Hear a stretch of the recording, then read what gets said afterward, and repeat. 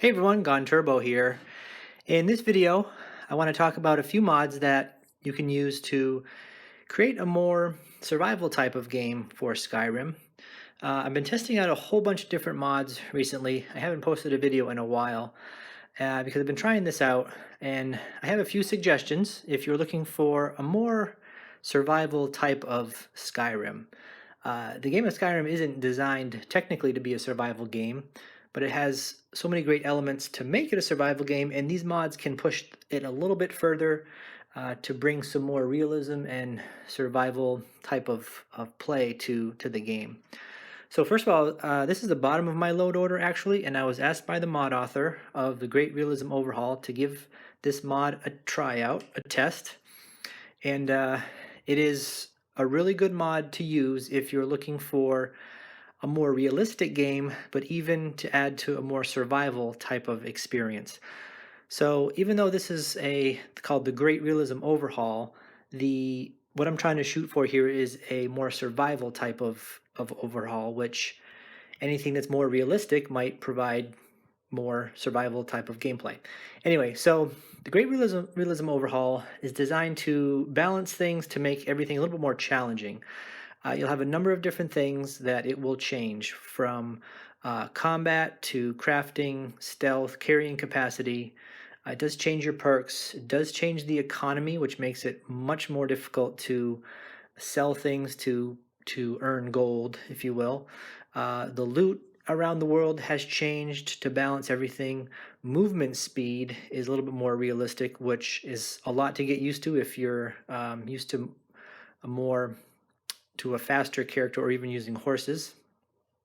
There are a few add-ons that are part of the Great Realism Overhaul, Loot Overhaul, Enemies of Skyrim, which make things more difficult, and especially bandits and dragons. And Great Realism Overhaul Merchant Gold adjustments, which gives merchants only about 15 to 2,700 gold.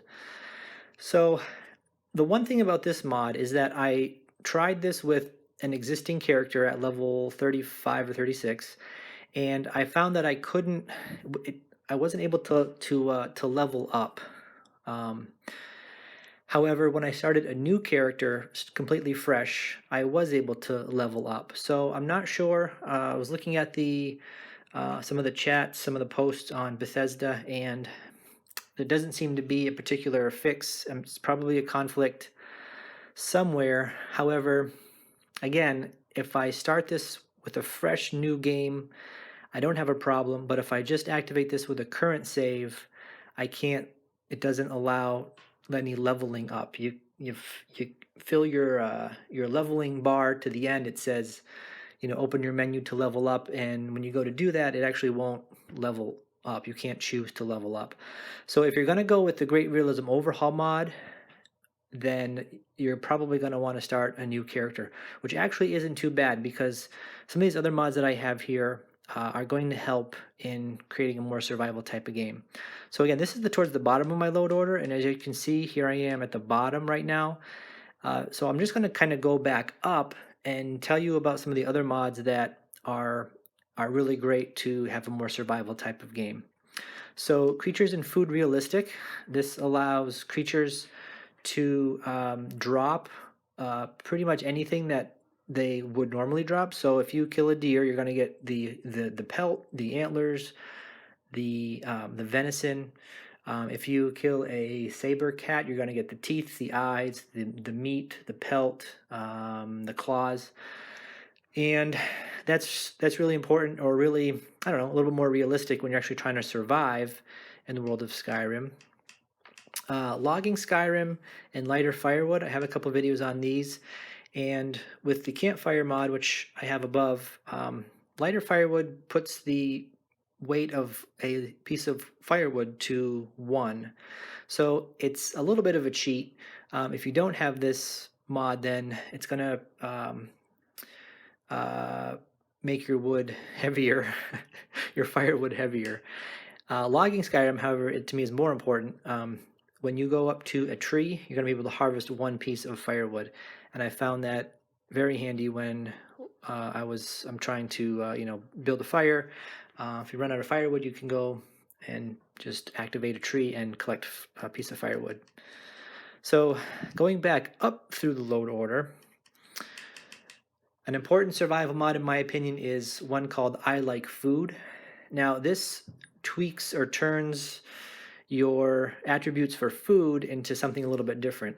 So vegetables and fish can boost magical skills, but cooked meat will replace, or if you're injured and your health bar is low, or if you're in the middle of combat, instead of drinking, health potion, health potion, health potion, you can eat the cooked meat that you have to regain your health if you're in the middle of combat. So also it will give other attributes like increase or sustain health over time, things like that. So that's an important mod in my opinion. Realistic wildlife behavior just turns creatures into more realistic behaviors. So mud crabs aren't going to go chasing after you as they wouldn't in real life, or crabs. Wolves are a little bit more tolerant. Bears will attack you if you are pestering them. So a little bit more realistic in terms of like real life. So let's see some other mods for a more survival type of experience. We have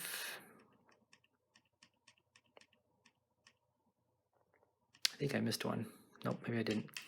All right, these three mods here are a little bit of a variation to survival gameplay, a little bit opposite of Great Realism Overhaul. So expensive Skyrim will give patrons, or I'm sorry, merchants more gold, 1.5 times more. Realistic inns and carriages will increase the cost of sleeping and carriages. And rich merchants of Skyrim, again, a little bit opposite of the Great Realism Overhaul, where merchants are only, they only have 1,500, 2,700 gold. This gives merchants 10,000 gold. So if you do want to cash in some of your loot and sell some of your things, then you'll be able to earn some gold that way. Better combat AI will make your enemies a little bit smarter. So you have to really think about what you are doing a little bit more thoughtfully when you are in combat.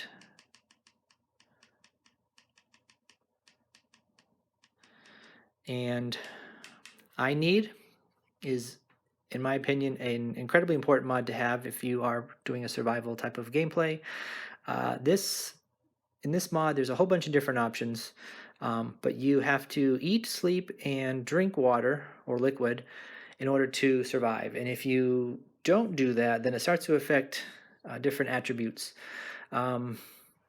There's a lot of different options for this, and I plan to do a whole separate video on this because I think it's super important to have if you are looking for a survival type of game, or even an immersive type of gameplay. Frostfall and Campfire, it's up here a little bit further, thought I'd be able to catch it on the same screen. Campfire and Frostfall are two very popular mods, and basically Campfire allows you to build campfires. You can create different tools and items with this mod as well. You can cook over a fire. Frostfall makes the world of Skyrim a little bit more real-life weather-like. So colder regions are going to be obviously colder and affect your character. Nighttime is going to cool off, so it's going to affect your character.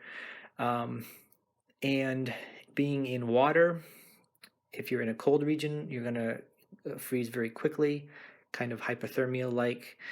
And you have to decide what you're going to do within the elements, different parts of Skyrim to warm up if you are, or dress appropriately if you are adventuring. And that's where the campfire mod comes in handy, because you can build a fire and warm up. You can build tents, pitch tent, take shelter, and different things like that. So all of these mods overall allow you to have to think more or think better to survive in the world of Skyrim. So two other mods that I forgot to share that are very important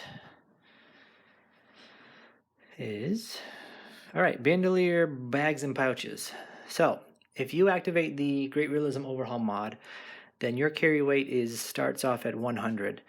And this mod allows you to craft pouches and bags and bandoliers to be able to carry more items. So it's a little bit more immersive because it will actually show the pouches on your character, and it will also help you carry items, because with some of these mods that balance gameplay to make it more realistic, you won't be able to carry as much initially, so this will help.